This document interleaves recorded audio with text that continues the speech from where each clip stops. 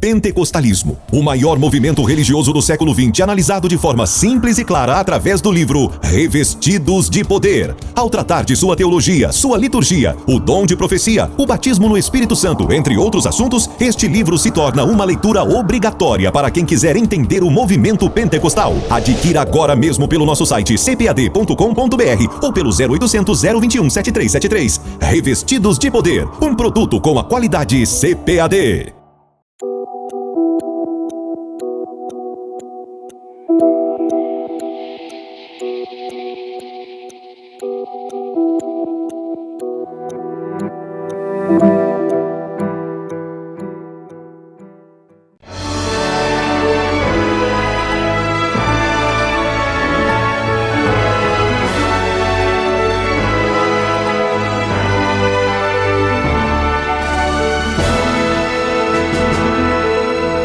Subsídios.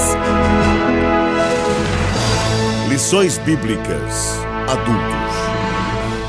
Lição 11. A teologia de Eliú. O sofrimento é uma correção divina? Olá pessoal, Pastor José Gonçalves, estamos de volta para estudarmos mais uma lição bíblica sobre o livro de Jó. Hoje a nossa lição é a de número 11 e o título é A Teologia de Eliú. O sofrimento é uma correção divina. Com esta pergunta, nós vamos mergulhar aqui, estudar a teologia de Eliú, este último amigo que aparece aí no cenário, né, o último amigo de Jó. Ele não faz parte daquele primeiro ciclo, daqueles outros amigos que Jó enfrentou naquele debate duríssimo que teve com os seus amigos Elifaz, Bildade e Zofar. Agora Eliú entra também no debate. E Eliú, ele estava observando, que nós depreendemos da leitura, e os estudiosos observam isso, é que ele era jovem, estava ali observando o debate, que rumo ele ia tomar. E quando ele viu seus amigos, vamos dizer assim, perdendo para Jó na argumentação, Jó se sobrepondo, né, conseguindo sobrepor seus argumentos, então ele se incomodou com isso, quando os seus amigos são vencidos por Jó. É interessante a gente destacar duas coisas aí. Eliú, ele se equivoca também quando ele pensa que Jó tem pecados ocultos, está sendo punidos por conta disso. Mas ele vai além também desse ponto, que seus amigos não conseguiram ir. Ele vê também os pecados atuais, aquilo que Jó cometeu por palavras, né, durante os seus discursos, no seu debate com os amigos, né? Então ele observou isso. Então ele fica indignado, ele entra no debate e ele é bem teológico, né? Ele tem um argumento aí que dos amigos que apresentaram suas razões teológicas, os argumentos de Eliú, ou a sua teologia, é a que mais se parece, ou a que mais se aproxima, né, daquele modelo ideal que Deus revelou. Então, o que a gente pode entender assim? Né? Que na concepção de Eliú, o sofrimento ele tinha um fim pedagógico. Né? O Deus estaria usando o sofrimento para educar Jó, para disciplinar. Tanto no caso de Jó que tivesse cometido pecados passados, pecados não confessados, não revelados, como aqueles pecados, vamos dizer assim, atuais, aqueles pecados que Jó, no calor dos debates, acabou cometendo. Então nós vamos ver isso bem claro nos discursos de Eliú, na sua teologia. Por isso que nós fizemos aí uma pergunta. Eliú, a teologia de Eliú, o sofrimento é uma correção divina? Pois bem, a lição, como as outras, está dividida em 3 partes, tá bem didática, Eu acredito que você não vai ter dificuldade tanto de ensinar, de ministrar uma aula baseada nesta lição, como também como aluno aprender os princípios que ela traz, tá bom, pessoal? Eu já fiz aqui uma introdução, eu vou entrar aqui no ponto primeiro, que é o sofrimento como uma forma de revelar Deus. Ele parte daquele princípio que Deus é soberano, né? Deus ele tem a sua soberania, ele tem o direito de agir como ele quer. Isso é interessante. Eu coloquei aqui, nesse primeiro discurso, Eliú destaca a queixa de Jó, porque Deus não lhe respondera. Para o jovem amigo do patriarca, observe isso, este não leva em conta a majestade divina que distingue o Criador das criaturas. Essa doutrina é bem forte aí, tanto nos outros amigos, como em Eliú, nos outros amigos de Jó também, como em Eliú, né? A questão da soberania de Deus. Aí a gente completa dizendo que, nesse sentido, Jó havia ignorado que Deus é infinitamente maior do que o homem e não precisa explicá-lo acerca de suas ações nem de seu silêncio. Então, ele sabia que Deus estava calado também, mas para ele Deus não estava fazendo nenhuma injustiça em agir dessa forma. Até aí não há problemas nesse pensamento, né? O orgulho do homem priva-o de ouvir Deus. Então Eliú vai argumentar o seguinte: na verdade, Jó, Deus não está calado, ele está falando. Na verdade, o próprio silêncio dele é uma forma dele se manifestar. Você que não está ouvindo, né? Ele vai dizer isso bem claro, eu expus isso.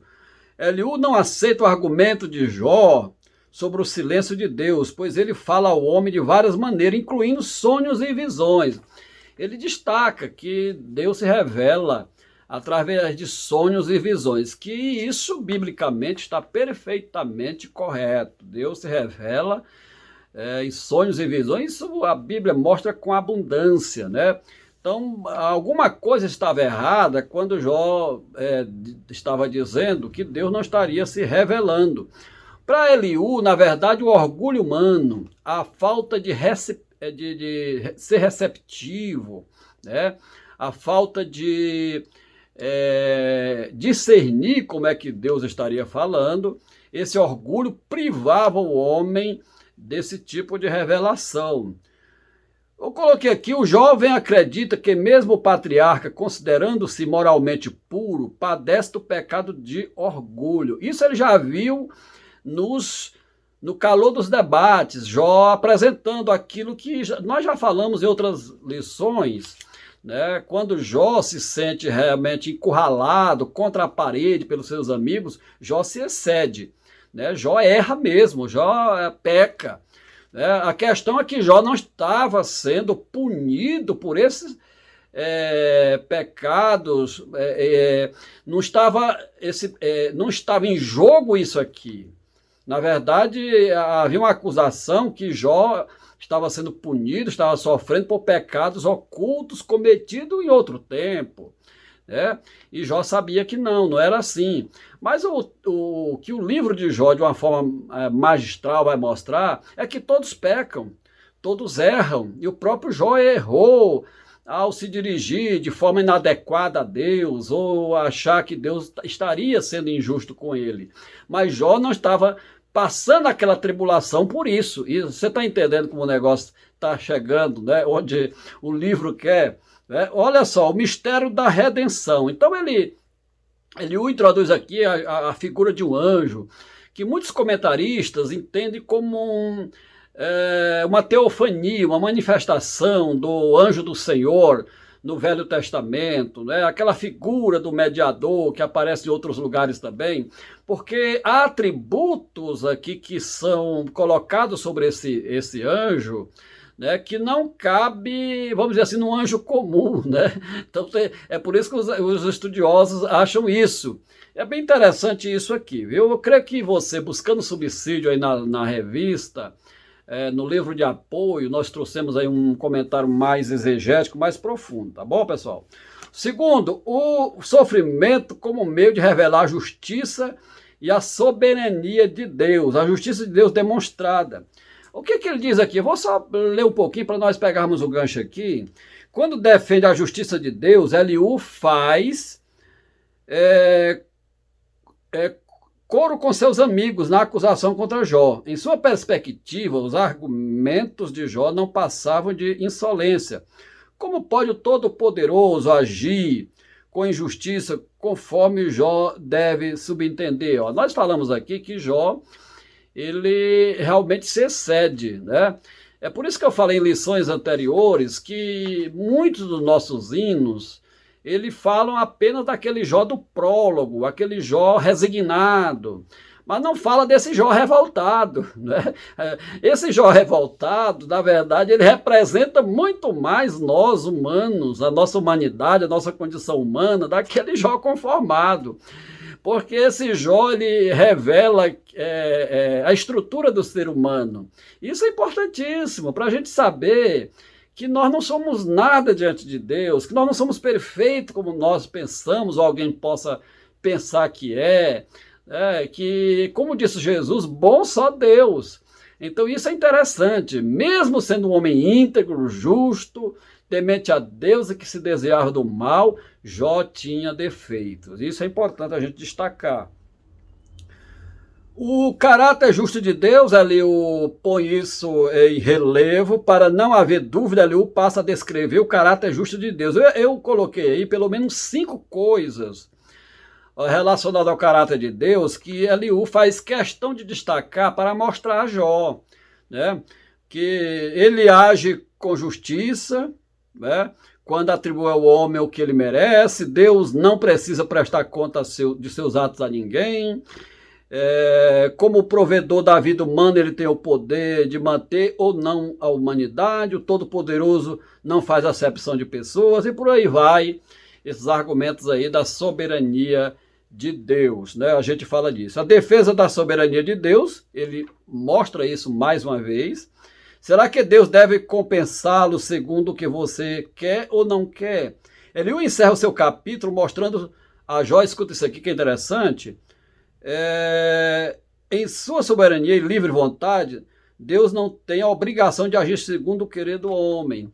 Isso é uma repetição também daquilo que os outros amigos já tinham demonstrado, né? Todavia, é preciso destacar 2 coisas sobre a fala de Eliú. Isso aqui é uma observação que a gente faz a partir do texto. Qual é a primeira?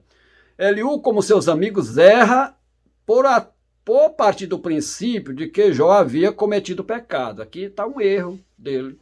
A gente lê muitas vezes a defesa de Eliú de uma forma simples, ou vamos dizer simplista, e acha que o cara abafou.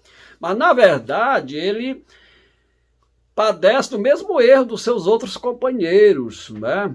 Quando ele acha que Jó também está sendo punido por pecados anteriores e pelos pecados atuais que ele havia cometido no calor dos debates que tinham ocorrido, tá certo? Então isso é um erro dele. Deus não estava punindo Jó, era por isso não. Jó não estava sofrendo por conta disso, não é verdade? Em segundo lugar, ele o exalta apenas a justiça e nada diz acerca da misericórdia. Isso é o erro dos outros também. Se mostra muita soberania de Deus, né? Como se Deus tivesse medo de perder essa soberania ou medo de deixar de ser Deus. É uma bobagem. Deus é soberano. Agora, esse Deus soberano, ele é um Deus de amor, é um Deus de misericórdia, é um Deus, né, que se relaciona com o ser humano. Então, ninguém pode exaltar um atributo de Deus sacrificando outros atributos. Se eu quero falar da soberania de Deus, mas eu tenho que mostrar que, em primeiro lugar, a Bíblia revela que Deus é amor. Deus é amor, está na Bíblia Sagrada, está em todas as páginas da Bíblia. Com mais a gente que já vive na revelação do Novo Testamento sabe disso, porque o Novo Testamento fala desse amor imensurável. Deus amou o mundo de tal maneira que deu seu Filho para que todo aquele que nele crê não pereça, mas tenha vida eterna. Então, se há um atributo que deve ser exaltado, e evidentemente ninguém pode desprezar nenhum atributo de Deus, né, é esse atributo aí do seu amor, né? Deus é amor. Então isso é importante. Então Eliú, ele esquece, parece esquecer isso, ou faz vista grossa, né, como seus outros companheiros. Deus, sem dúvida alguma, é justo, eu coloco isso em evidência, mas grandiosamente amoroso e misericordioso. Isso é importante, porque quando você exalta só a justiça, só a soberania, mas cadê o amor de Deus? Cadê o amor de Deus que mandou Jesus morrer na cruz por nós? Então isso é importante se revelar aqui, que é um erro de Eliú. A teologia dele chega quase a ser perfeita, né? Mas tem esses probleminhas aí que a gente está destacando. O sofrimento como instrumento pedagógico de Deus, o caráter pedagógico do sofrimento. Eu coloquei aqui que há uma diferença entre o pensamento teológico de Eliú e de seus amigos, Elifaz, Bildade e Zofar. Quais são, o que é isso? Eu botei aqui, Elifaz, Bildade e Zofar acreditavam que o sofrimento de Jó era por causa de um pecado cometido por ele e sua recusa em reconhecê-lo. Eliú também crê dessa forma, mas ele vai além. O que é esse além dele? Embora compreenda que durante a sua aprovação Jó se comportou de forma pecaminosa, Eliú introduz a ideia de que o sofrimento tem um caráter pedagógico. O caráter pedagógico do sofrimento está na capacidade de nos fazer refletir e voltar para Deus. Dessa forma, os justos aprendem com o sofrimento. Isso aqui está correto. Isso aqui é uma coisa que nós devemos bater palmas para Eliú. É evidente que o sofrimento não é que a gente vai agora procurar sofrer. O sofrimento é uma condição humana. Ou que você procura, ou que você fosse procurar ou não, ele vai vir.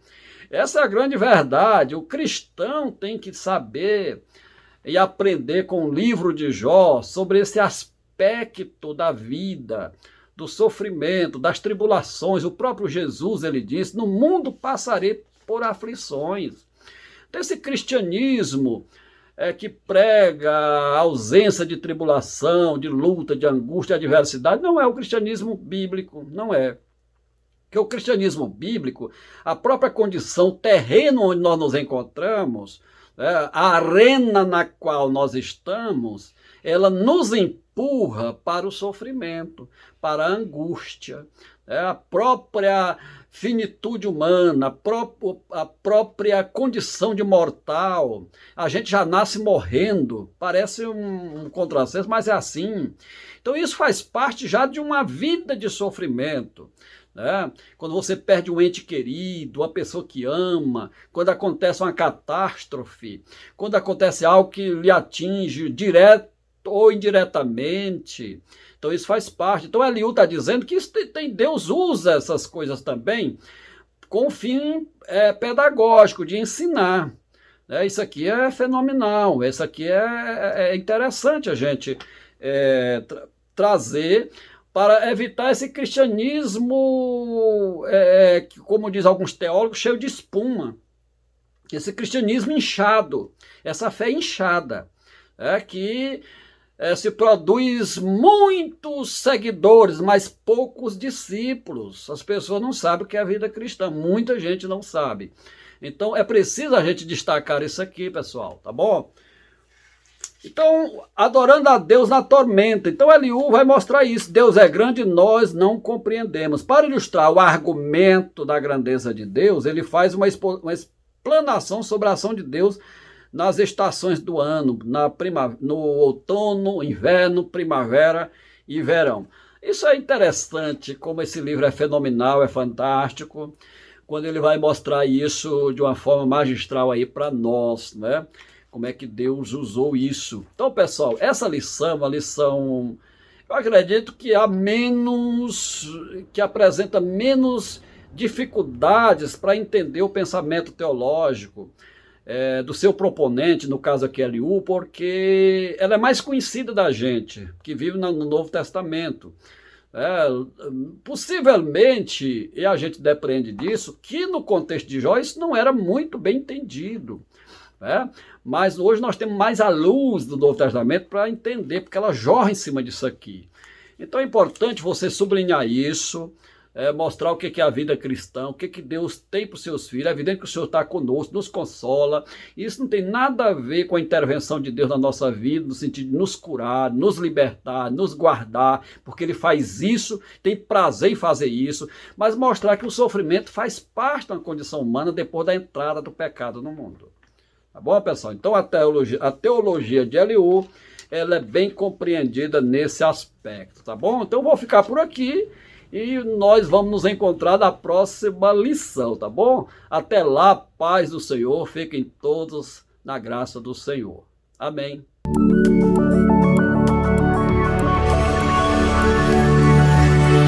CPAD, a editora da Escola Dominical.